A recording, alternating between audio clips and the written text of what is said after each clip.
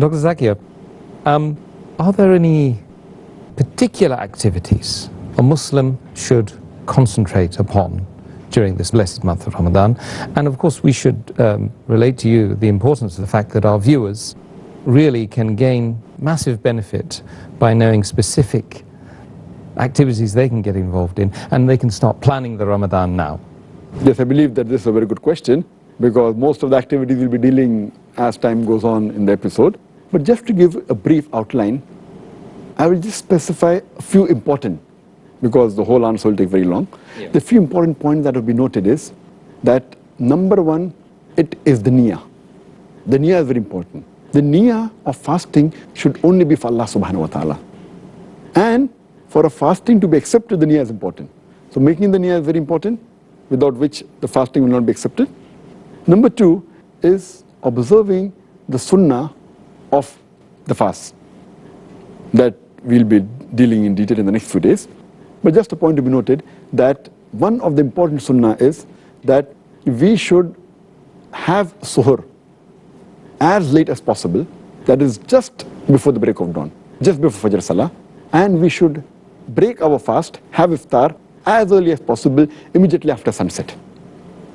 Furthermore, in this blessed month, we should be careful and we should avoid all things which are prohibited, which are haram, and all things which are makruh.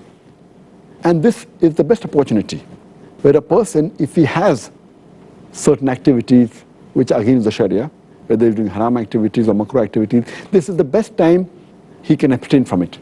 And that will be a good habit which inshallah he may abstain maybe throughout his life. For example, if a person is habituated to drinking alcohol, if he can abstain from having alcohol from the break of dawn to sunset, he can abstain from it from the cradle to the grave.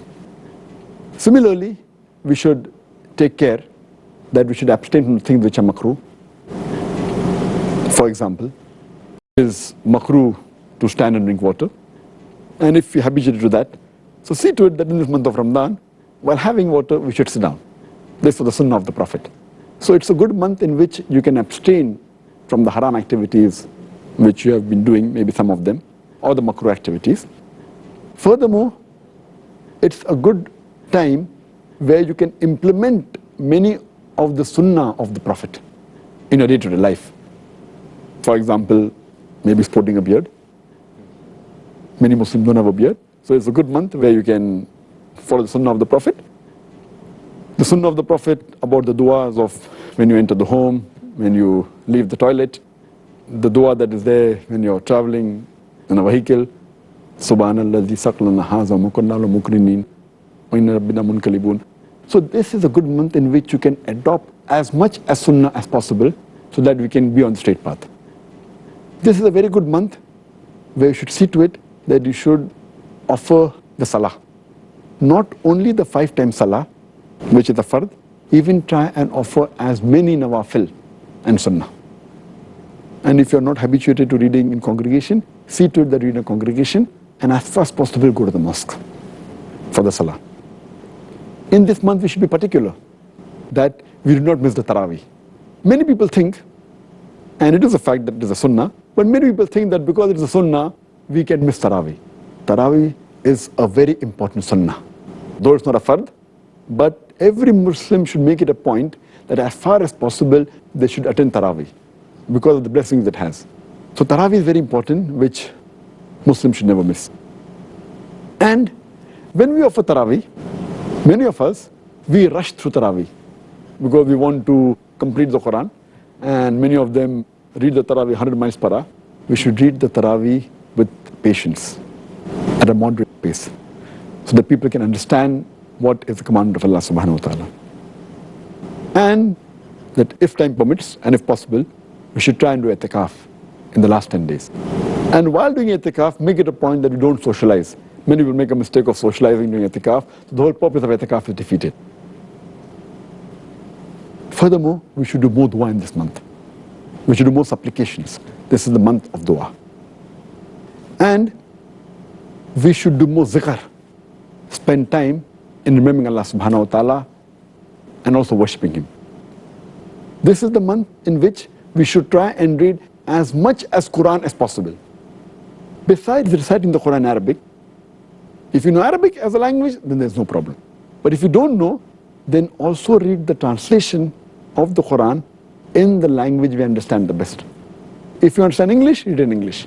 If you understand Urdu, read in Urdu.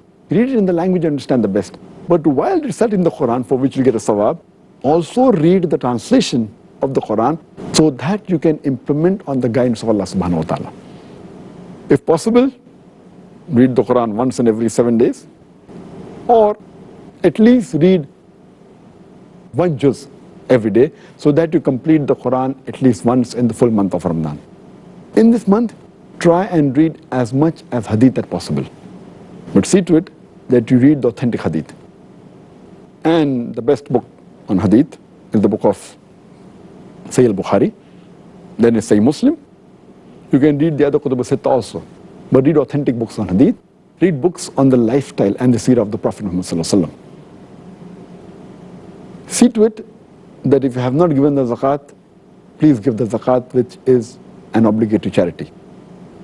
And every rich person who has a saving of more than the nisab level, more than 85 grams of gold, he or she should give 2.5% of his saving every lunar year in charity. That is zakat. And many people, they do not calculate the zakat properly. You make it a point that you calculate the zakat honestly, and it is better to give a little bit more rather than to give less. So calculate it properly and see to it that you give your zakat. And this Ramadan is a month of generosity. It's a month of sadaqah. So this is the month where you should do maximum charity. And besides that, we should make it a point that during this month, we should be cheerful. Many of the Muslims, they look dull, they look gloomy. We should be cheerful and happy. And we should give more time to our family. Many times we neglect our family. We should see to it that we give more time to our family and do all these activities collectively. We should also have husn saluk to the people around you. That means we should deal with the other human beings with mercy, with love, with care.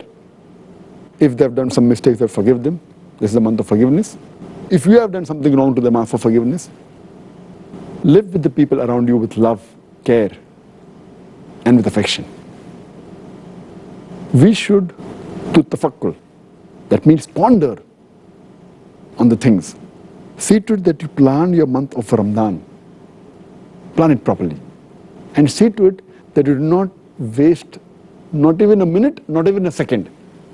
This is the month of gaining. And this month is the best month for self-improvement also. And besides that, you should also make it a point to do islah with your other Muslim brothers and sisters. It's also the best month to do dawah. That is, convey the message of Islam to the non-Muslims.